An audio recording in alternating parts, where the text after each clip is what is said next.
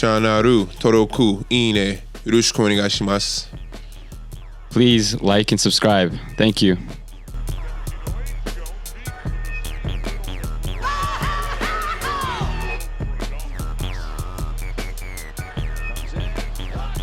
Really have an opportunity to grow in this overseas life. Of course, growing up, you never think about coming overseas because it's always NBA and that's the dream. But honestly, man, I'm living a dream out every day.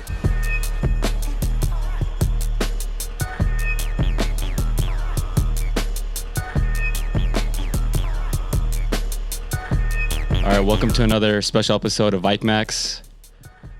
We have a special guest, Ike's former teammate and friend, Kenede'i Meeks. You want to bring him in?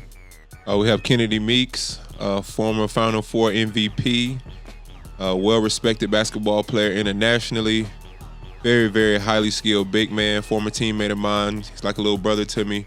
Welcome to the show, bro. How you doing? Hey, man. Thanks for having me, guys. Looking forward to it. All right, so we want to get started with high school. You were an All American. Can you tell us how that was playing in high school and then going on to UNC, North Carolina? I mean, well, of course, being a McDonald's All American was something that I always dreamed about.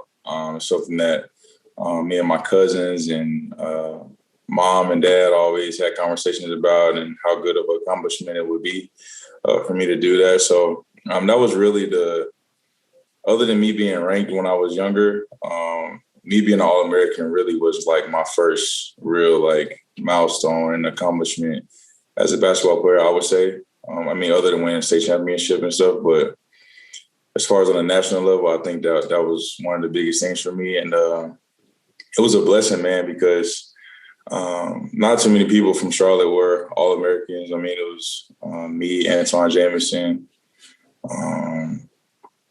I think a couple other people, but it's a small crowd of us, so it was a big deal for us in Charlotte.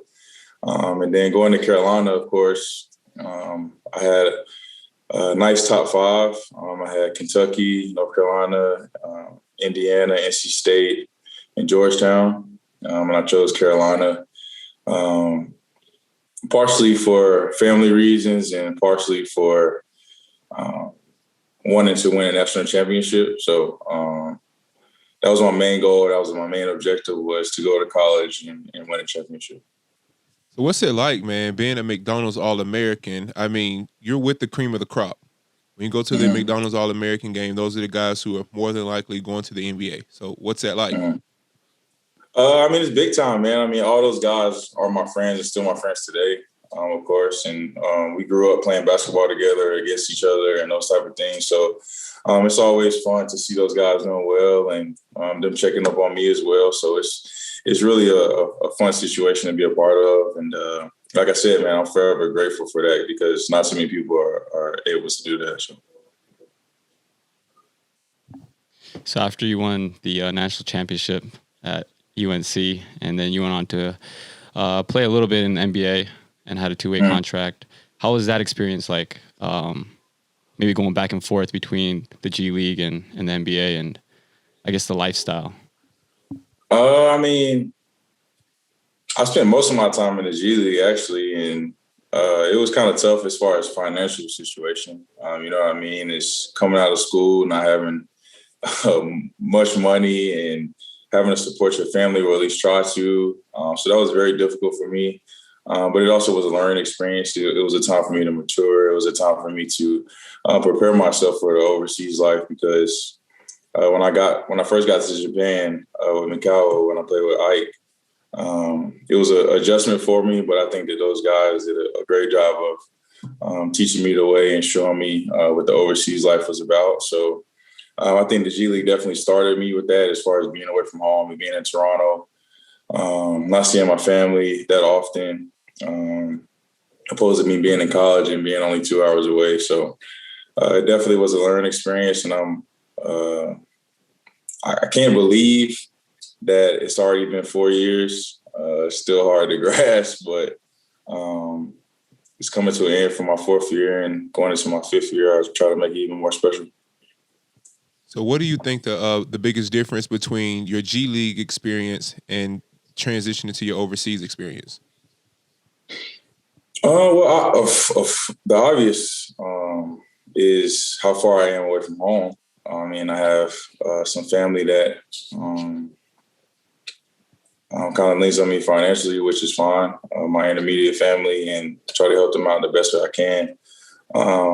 I mean, I also have a dog, I have a girlfriend, I have all these things that you miss when you're overseas. And but I will say that when you come here, it's an opportunity for you to grow as a person, mentally, physically, emotionally, spiritually, all those things. You can grow while you come overseas. So that's the biggest thing that I learned. That's the biggest difference is setting the difference between spending time at home with your family and friends and coming overseas and practically being by yourself other than your teammates. So I think that I've definitely got a hold to it.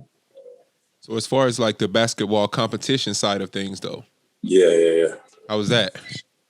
I mean, well, you know, the G League is full of amazing talent, NBA talent, people who still haven't got a shot and deserve a shot. You know how that goes. Overseas, of course, is different because it's me coming to the Korean league or me coming to the Japanese league. This is their NBA. So they look at it totally different than how I might have looked at it. And you can tell by the way they play, how hard and aggressive they are and how they never take plays off. And those are the type of things that I had to learn coming overseas and how important it is to take every play serious because they don't have an NBA to go to. This is their NBA. This is their opportunity to shine and for them to get their name out. So I learned very quickly that's something that is really important to these guys. Yeah, I did find it fascinating. I remember your first couple weeks in Japan, you were like struggling to kind of transition. It seemed like, I think we were in Kyoto, it clicked. And you had a huge game. Like when it clicked, it was like, okay, I got it. I think you had like 40 points that game, right? Yeah, I was just a triple-double. It was like 40 points, 20 rebounds, 11 assists, something like that. So that was yeah, like you said, that was the game where I was like, man, I really can find my spots. I really have an opportunity to grow in this overseas life. Of course, growing up, you never think about coming overseas because it's always NBA and that's the dream. But honestly, man, I'm living a dream out every day. It may not seem as big as being in the NBA, but man, being able to play basketball for the amount of money that we get, and it's not even about money. It's just having an opportunity to expand your game and grow each and every year for more and more teams to look at you, and a special thing to be a part of. So. Kind of want to rewind. I should have asked you before, but I want to know what was the most important lesson you learned from Coach Roy Williams back in your UNC days? I think the quote, Rome wasn't built in a day. I think that applies to everything in life. Whether it's growing with your family, it takes time to grow those relationships. It takes time to get better as a basketball player. It doesn't all happen in one day. That's something that I had to learn. Is to slow down the process and really enjoy it in order for me to get to where I want to go. So that's the journey that I'm on right now. It's something I live by every day. So. All right, so if you don't mind, I want to take it back a little further. Like, I don't want to hop around, but seriously, you are a McDonald's All American. You go from being at the top of the high school game to all of a sudden you're walking into UNC. And that's ACC basketball. It's like the cream of the crop. That's the big boy league. You walk into UNC, what's the experience like? New freshman on campus. Of course, the big conversation was my weight coming into school. Coming out of high school, I was like, I think 320 something. And I knew that I had to get down tremendously, and I worked really hard. So the first, I think, 16, 17 games, I didn't start. Coach challenged me every single day to, even though I was the youngest player on the team, to still try to be a leader vocally, emotionally for the team, bring the energy, those type of things to start off to get everybody's trust. And that's what I did. And the last 17, 18 games I started, and I never not started after that. So it's a testament to Coach Williams and a mixture of my hard work. Yeah, the reason I wanted to touch on that is because you and I share a similar story of how we entered college. I wasn't a McDonald's All American by a long shot, but I had a similar story to you in that I was like 360 when I walked on campus. So that first year was tough cutting that weight. Yeah, man. It was a lot of lonely nights in the gym. You know what I mean? A lot of running by myself, a lot of plastic bag on, hoodie on, running around the concourse at the gym, 2 a.m. and those type of things. And that's what really builds character. I think that's what builds character, especially in the ACC, where every game the team is trying to beat you. Every time a player is trying to outshine you because I was an All-American and those type of things. So I had to really take it seriously. I had to really buy into what Coach Williams wanted out of us. And once I did that, and once I was fully invested and start taking care of my body and lifting and doing those type of things, you just kind of saw my game translate over to trying to be as elite as I could. So when did you realize, once you made it to the ACC, once you have kind of got your weight down, established yourself a little bit, when did you realize, like, okay, I've kind of arrived a bit. Now I know I can do this? When we played Louisville, man, it was at the Mohegan Sun in Connecticut. I almost had a triple-double. I was a freshman, man. I still was like 290, 285, and I had a nice little stat line. I had like 7 assists, like 13 rebounds, 14 points, something like that. And I think that's when I really realized that I can really put my imprint on the game and these teams and be a major part of our offense and also being there reliable for defense. So, like I said, man, it's all a testament to Coach Williams and his approach to trying to make us get better every day. Can you give us kind of an explanation of the rivalry between Duke and UNC for our Japanese listeners? Because they probably won't know the intensity that is involved in that. They just played last week, right? Yeah, they played, actually. Oh, yeah, that's right. So, yeah, man, it's definitely intense. It's one of those things that you have to be a part of to really understand. We're not too far away from each other as far as distance. It's 8 miles, literally. And surprisingly, like, we all hang out from time to time, so we don't really hate each other. I think it's more so the fans and those type of things. But it's pretty intense. Definitely playing at Cameron Indoor where Duke plays is the loudest place that you'll play in the country. It's always intense. It's always crunch time. It's always time for you to lock in. And if you don't, they will make a joke out of you some way, somehow. So you got to really have tough skin. And the Poles, when they come to us, we have an older crowd, a more conservative crowd, but they will talk junk to you. So it's fun playing at both places. You get the best of both worlds. And without Carolina, it wouldn't be Duke, and without Duke, it wouldn't be Carolina, basically. So it's a fun rivalry. It's definitely the biggest rivalry in sports, in my opinion. The biggest in sports, right? You think so? Oh, yeah. I mean, well, probably other than the Lakers and Celtics, but that kind of went away a little bit. And Duke won yesterday, right? No, sir. No, sir. We won by 4 points.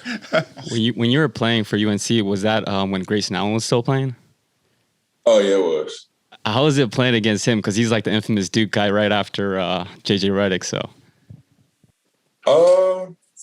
I mean, it's definitely. I mean, he's very talented. Don't get me wrong. He was the ultimate college player. Played great defense. Was a special talent offensively. But like you said, he's the typical Duke player. He's going to get an edge over you however way he can. He's going to try everything that he can in the game without the referee seeing. And like I said, man, that's a part of being competitive. I think that sometimes he took it a little too far, but we all say things and do things that we don't mean on the court sometimes. And his just so happened to be caught on camera. So he's a great player, man. Definitely a lot of respect for him for what he did in college. So what was your career record versus Duke in your time at Carolina? I think one game I had 18 and No, you mean I'm my talking about direct- win-loss. Win-loss. Oh, they beat me more times than I beat them. Come on, For sure. Meeks. They did, but I got a championship out of the deal, so I'm not You really did. complaining. You did. But Okay. they definitely beat us more times than I beat them. I think I won 3 times and they won 5. I think something like that. But you got a national championship, so let's talk about that a little bit. All right, so break it down to us. Let's talk about your championship run. Well, the first game, you want to go by game or the first game we played Arkansas. It was a very close game. I mean, the first game we played Texas Southern. Sorry, that was a blowout.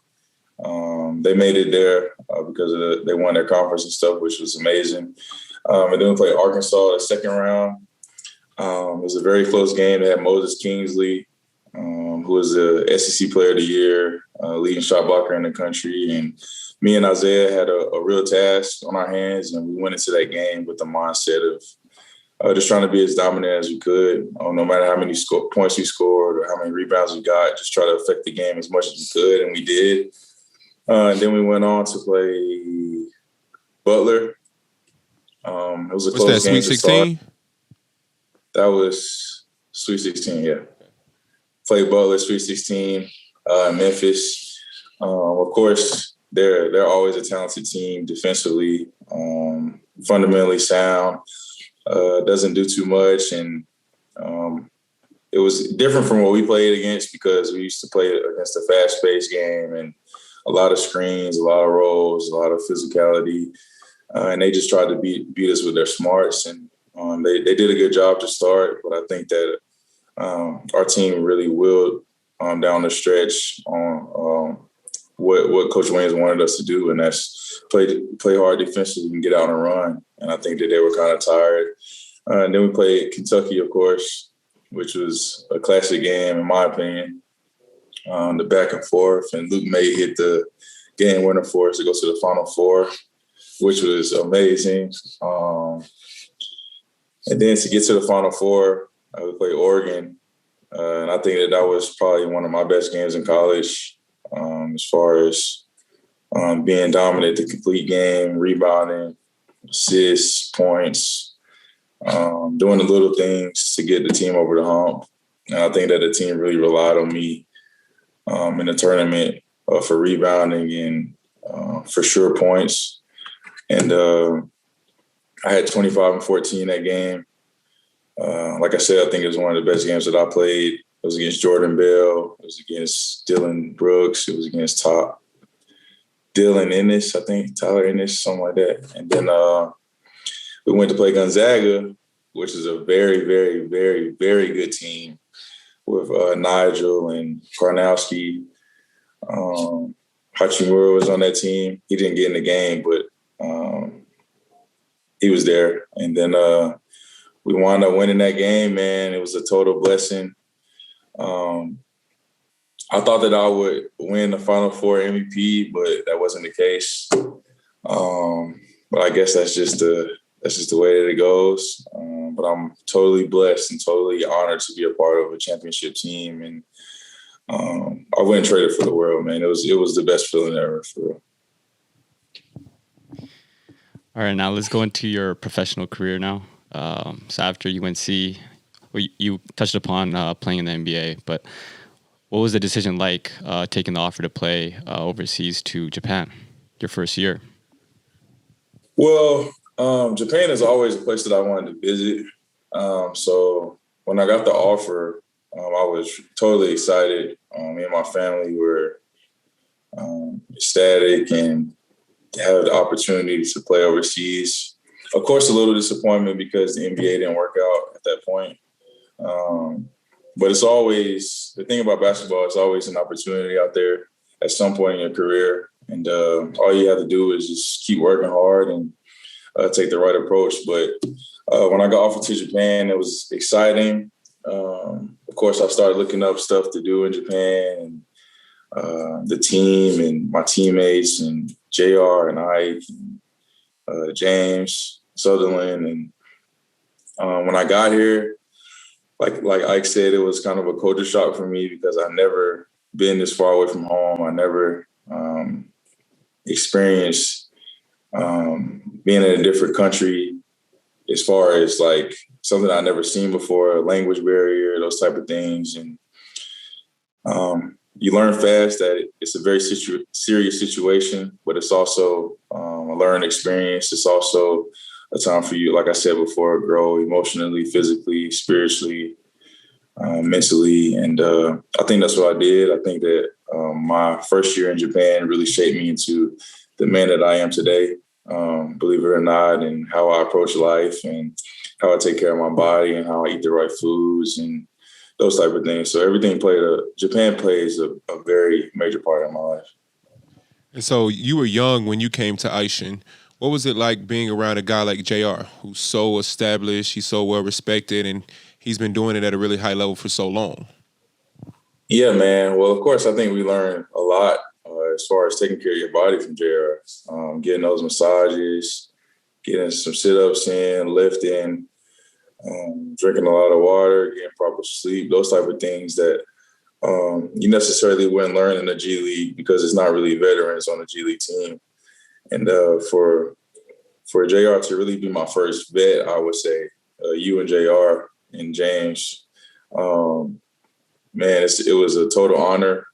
You guys are so established over in Japan and in Asia in general. So me being a part of that team just added onto my game, added onto who I am as a man and a person, and how good of a family man that you guys are, and fathers to your kids and husbands to your wives, and something that I always wanted to be, but just seeing it up close made me want it even more. So. How long did it take you to adjust to the lifestyle in Japan? Because when I played with, obviously American players. It was the first year, and all they would eat was cooked food, like deep fried karaage or, McDonald's or Yoshinoya. How long did it take you to try something different, like sushi or even like horse sashimi or something like that? Oh, yeah, man. I think that I adjusted quickly, in my opinion. I mean, Ike took me to a lot of ramen places, sushi places. So he definitely expanded my horizon there. But yeah, man, that was the easy part. As far as, like I said, I had great vets and people who had been there before and put me in the right positions, and I trusted them because they wanted to see me be successful and do the right things too. So, but yeah, Ike and JR took me to a couple good food places to expand my palate for sure. Hey, I remember the first time we went to ramen, and I was like, "Man, you're gonna love it." I remember the first like sip of the broth he had. I could see the look on his face, and I was like, "Oh, he's gonna be fine in Japan. He's gonna love it." Man, that's my favorite food, man. I can eat that all day for sure. Yeah. What was your I guess since we're talking about food, what was your favorite ramen? Like the broth, was it soy sauce based or was it pork or salt based? The miso ramen. Okay. And I just add the spice to it, a lot of spice actually. So that was pretty neat to gauge my taste buds and my love for spicy food. So you go from that first year to your second year in Japan. You head up to Hokkaido. How was that experience? I know it's cold. Well, it's cold. Yeah, totally different, man. It's like you said, it snows every day. It's kind of like a slower living, but fun and beautiful. It's one of the most beautiful places I've ever seen. Sometimes I used to go out and drive by myself for hours just to look at stuff and go to the mountains and visit the temples and all that stuff. So it was a good place to be a part of. And it also helped me grow as a man and be independent by myself and taking initiative by myself. And like I said, going to hot tubs and hot springs, working on my body and really crafting myself to be the best player that I could be there. And unfortunately, we didn't really win as much, but it was a great experience. And my teammates are great. The coaching staff was great, and they were very welcoming. So that was always something that I looked for in a team was their approach to the players, and they did a tremendous job. We just didn't win as much as I think they would like to. I mean, you guys won some big games, though. Considering you weren't as talented as some of the other teams on that side of the conference, where you beat Chiba and who else? We beat Chiba, Did we beat Brex? I don't know. Y'all won some big games. One time. I know we beat Toyota before. Well, our conference is tough, man. Like every day, it's a battle. We beat Kawasaki a few times.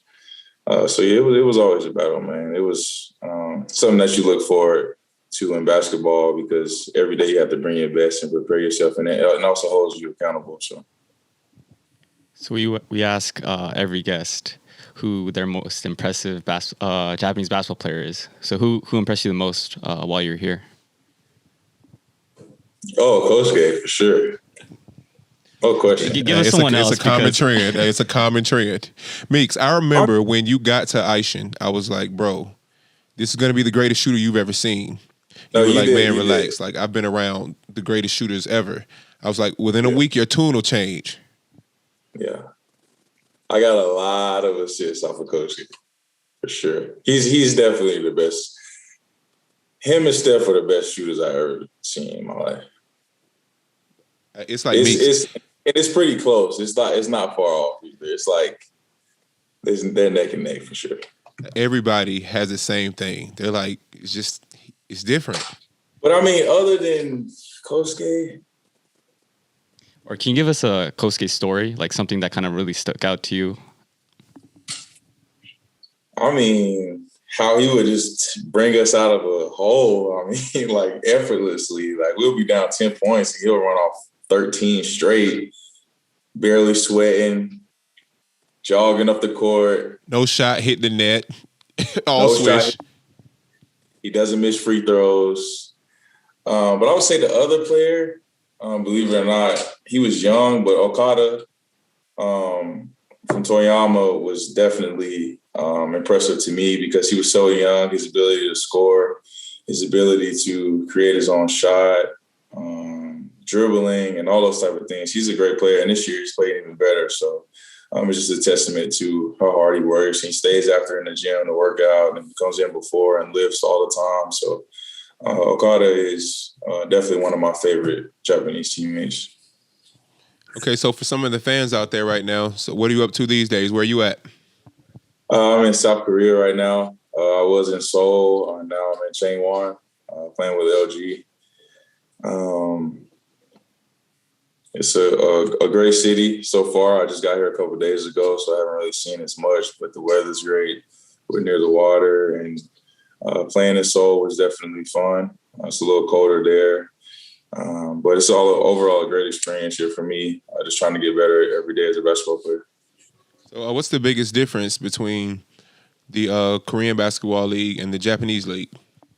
Yeah, well, here you only play with one American on the court, and you only have two to a team. So you can kind of see the boundaries and certain opportunities that you have and don't have. But I think that it's all for a reason, is to give the Korean and the local players an even better opportunity because, like I said before, this is their NBA. This is their opportunity to shine. And we're just here to help these guys. So I can see why the rules are what they are. It's a little different for me because I'm used to playing off of other American teammates and being able to help create for those guys and for myself. So it's been a big adjustment for me. But I think that over time, I just try to get better each and every day the best way I can and try to get a hold to the adjustment. Well, we hope you succeed over there, but, we'll welcome you back to Japan anytime, man. So I appreciate it. Come back and get your ramen. Yeah, sure. I know Marugen is missing you right now. You were their number one customer. Yes, sir. I was there at least twice a week, for sure. Maybe 3 times. All right, so we're going to switch it up. We're going to go into our Mount Rushmore section of the podcast, and it's your top 4 of whatever topic. Since we already kind of went over food, I want to know your top 4 opponents. Who've you faced that, that was the toughest? That's a good question. The toughest? Or just, or you could just say like the best players that you ever played against. 4 players?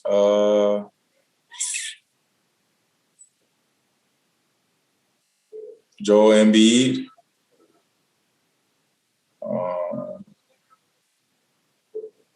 Julius Randle.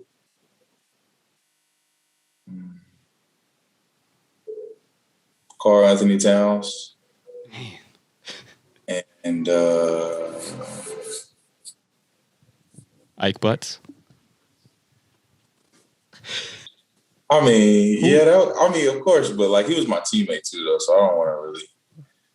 But I would say, who are you about to say, Ike? One more. I'm waiting.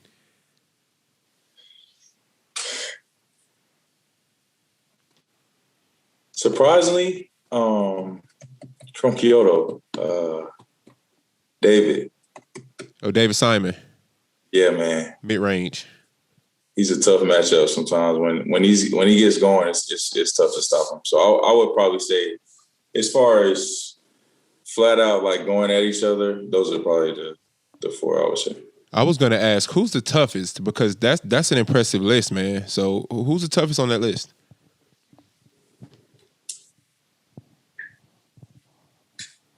Because to me, Julius Randle sticks out. It's just he's always going downhill, bro. Yeah. It's Julius for sure. I mean, he just does so much, man. He's worked on his shot even better, but so strong, so quick, so athletic, and his speed is incredible. So you can imagine trying to guard him the entire game. So. All right. Well, thank you for spending your time with us. Anything you want to plug in your social media, what you got going on? Yeah.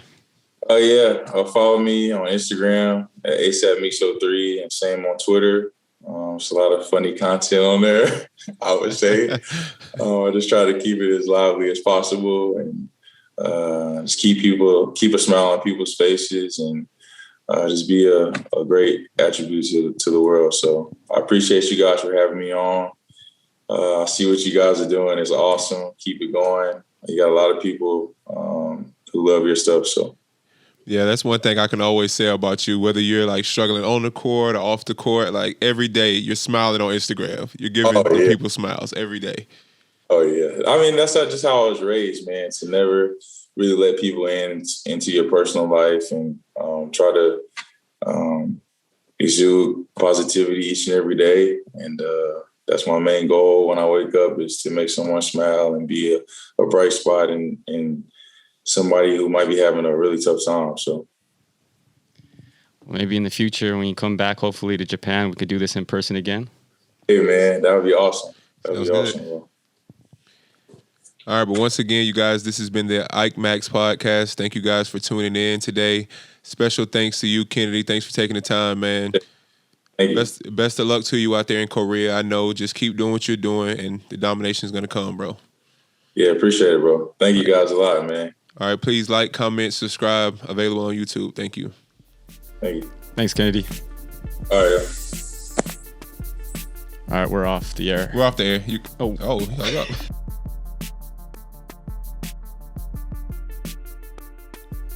日本の方、最後までご視聴いただきありがとうございます。